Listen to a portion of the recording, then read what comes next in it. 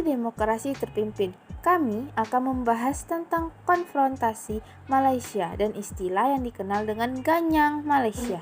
Simak terus ya. Masalah ini berawal pada tanggal 27 Mei 1961, di mana Perdana Menteri Malaysia, Tuanku Abdul Rahman, melontarkan gagasan untuk membentuk Federasi Malaysia.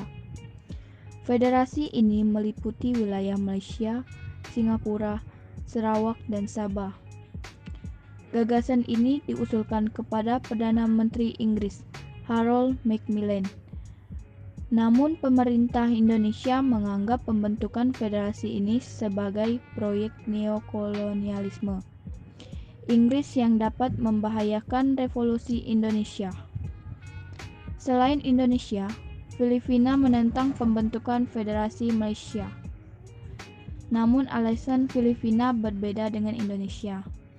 Filipina memiliki keinginan atas wilayah Sabah, karena secara historis wilayah tersebut milik Sultan Sulu Filipina.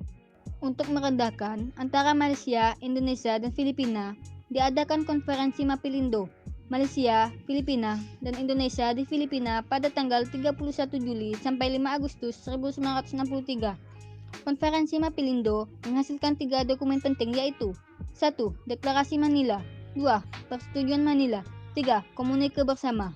Inti pokok dari 3 dokumen tersebut adalah Indonesia dan Filipina menyambut baik pembentukan Federasi Malaysia jika rakyat Kalimantan Utara menyetujui hal itu. Selain itu, ketiga kepala pemerintahan setuju untuk meminta Sekjen PBB untuk melakukan pendekatan terhadap persoalan ini, sehingga dapat diketahui keinginan rakyat di daerah-daerah yang akan dimajukan ke dalam Federasi Malaysia. Kemudian, ketiga kepala pemerintahan tersebut meminta Sekjen PBB membentuk tim penyelidik. Menindaklanjuti permohonan ketiga pimpinan pemerintahan tersebut, Sekretaris Jenderal PBB membentuk tim penyelidik yang dipimpin oleh Lawrence May Haymore. Tim tersebut memulai tugasnya di Malaysia pada tanggal 14 September 1963. Namun, sebelum misi PBB menyelesaikan tugasnya dan melaporkan hasil kerjanya, Federasi Malaysia diproklamasikan pada tanggal 16 September 1963. Sehingga pada tanggal 17 September 1963, hubungan diplomatik Indonesia-Malaysia diputuskan. Pemerintah RI pada tanggal 21 September memutuskan pula hubungan ekonomi dengan Malaysia, Singapura, Sarawak, dan Sabah.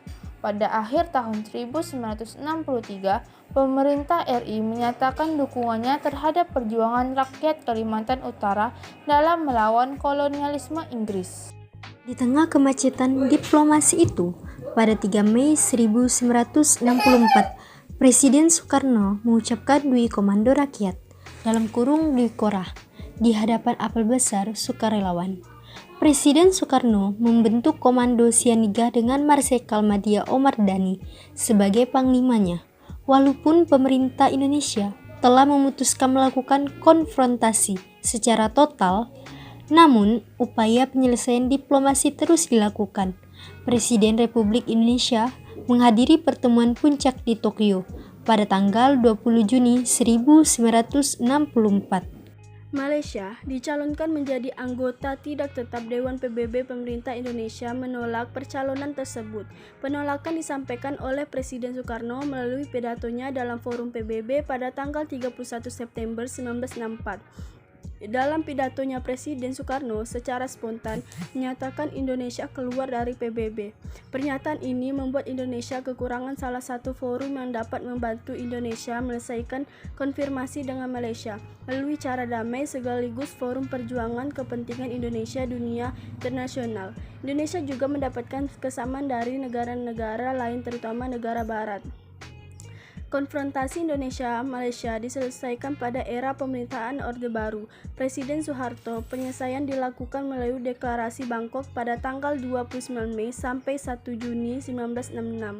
Deklarasi Bangkok diwakilkan oleh Menteri Luar Negeri yaitu Adam Malik dan Menteri Luar Negeri Malaysia yaitu Tun Abdul Razak.